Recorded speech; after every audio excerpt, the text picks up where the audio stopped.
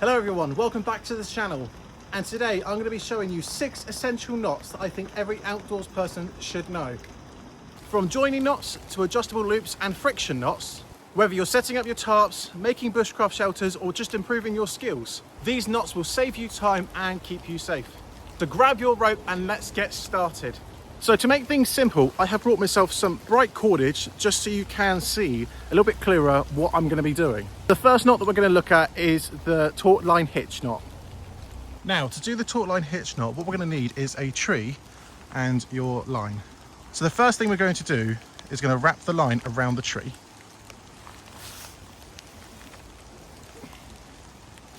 Like so. Then what we're going to do is we're going to grab our shorter end and we're going to cross over the longer line like that. And then what you're going to do is you're going to start by going under and wrap under the long line once and twice. So it should look like this. Now, continuing with the shorter end, we're going to go round and under the longer line, looking like that. Then we're going to pull the short line through this loop we've created and tighten it off. And that is your Taut-Line hitch. Now, the reason this is useful is you can use this for setting up your tarps, for your main ridge line, or for your guidelines. The great thing about this is that it is a loosening it up knot, so it does not stay fixed. So you can tighten it and loosen it to how you want.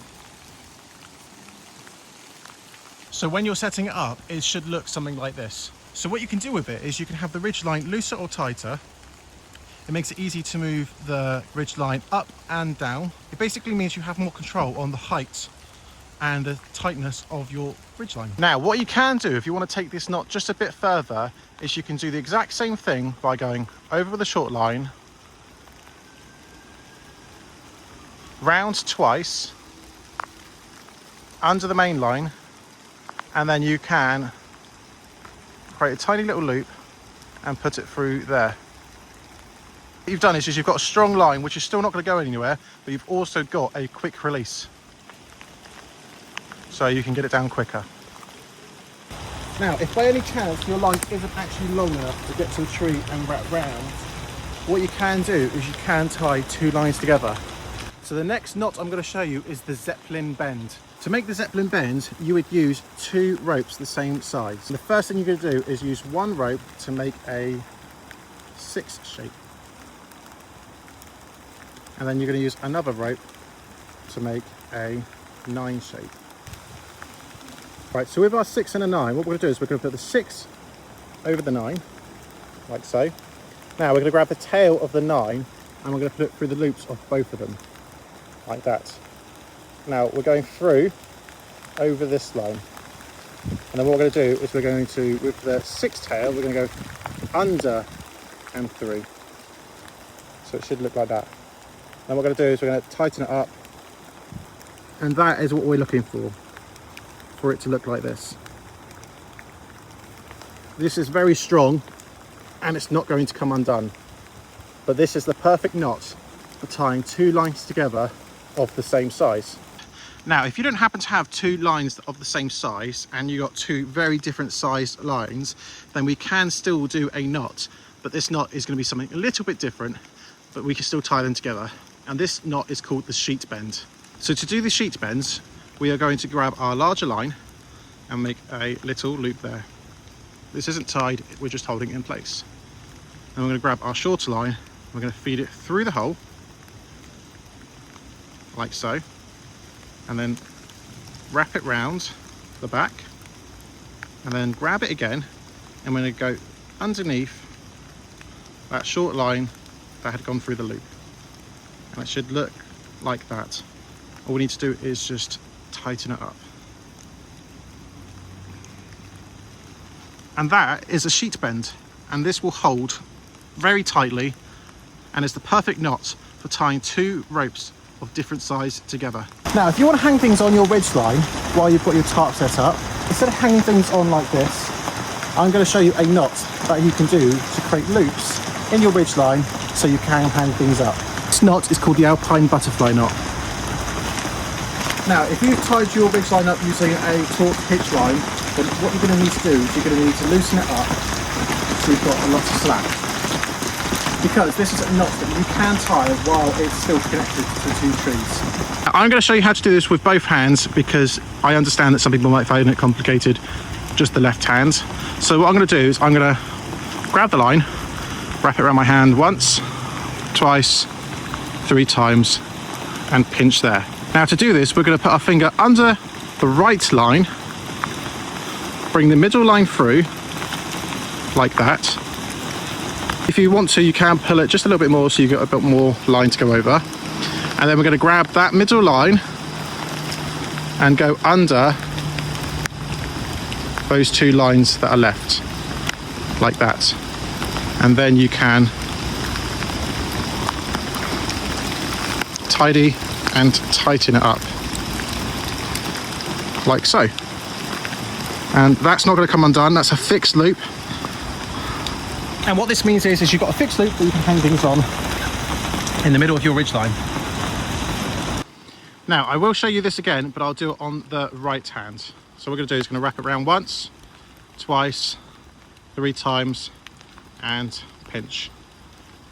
For the right-handed people, the middle loop is going to go under the left loop, so it's in the front now. And then we're going to bring it all the way back and go underneath. And then we're going to go underneath the last 2 loops, like so. And then pull, tighten, and organise.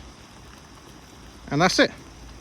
That's the Alpine butterfly knot for the right hand. And if you've got a long enough line, you can do it where you can have multiple loops on one line to hang multiple things on. Now the next knot we're going to do is called a Prusik knot. And what we're going to need is we're going to need a shorter line.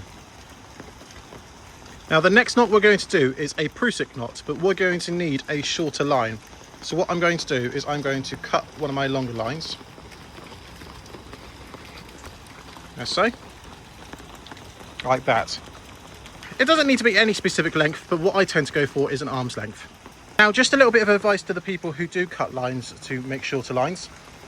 We don't want any of this stuff up here. So what we're going to do is we're going to tidy that up. And to tidy that up, we're going to grab a lighter and we're just going to tidy up the end, like so. And now you've got yourself a tidy end. So there's no threads coming through. So we can create this Prusik line, what we need to do is we need to have a fixed loop. So I'm going to tie a simple knot here where I'm going to go over, wrap around once, and then we're going to go the opposite way with the other line. Like so. I forgot what the name of this knot is, so I will add it to the video on the screen in a second. Right, now we've got our loop. What we're going to do is we're going to put it behind the ridgeline, like this. We're going to grab the bottom section of the loop. I'm going to go in front of the line and behind the other end of the loop, like this. But we're going to go around another time, so we're going to go down through this loop, as so. What you need to do is when you're doing this, you need to make sure you're keeping things tidy. You want everything to be lined up perfectly. You don't want it to be going over each other like that, otherwise it won't work. So you want to make sure things are tidy, as so. And we're going to go one more time through the middle, like that. And then you can just let go of the bottom loop and it tightens up, push together, and then you've got yourself a Prusik knot, like this.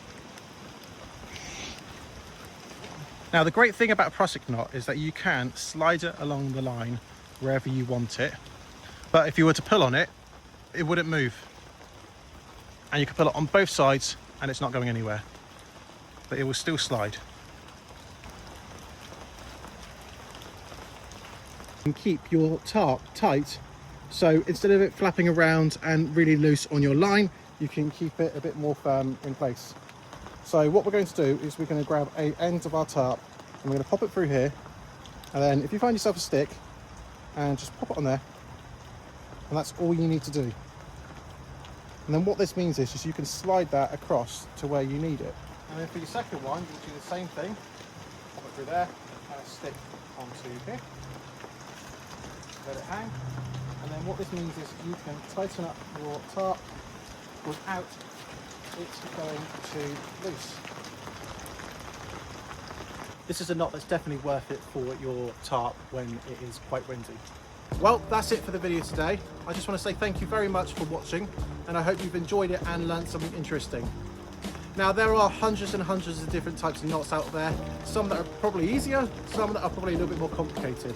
So I do hope to show you some more knots in the future, and we'll break it down bit by bit of the different types of knots that you can do. Now, I know for each knot I covered one example of what you can do with them, but I have included in the description down below 5 other options that you can use each knot for if you were going to use them for something different. The weather hasn't really been on my side today, but it hasn't really stopped me from making the video, so I quite enjoyed it. I am wet, but hey, that's part of being outdoors and making these videos. It's going to happen. So anyway, have a lovely one, and I will see you in the next video.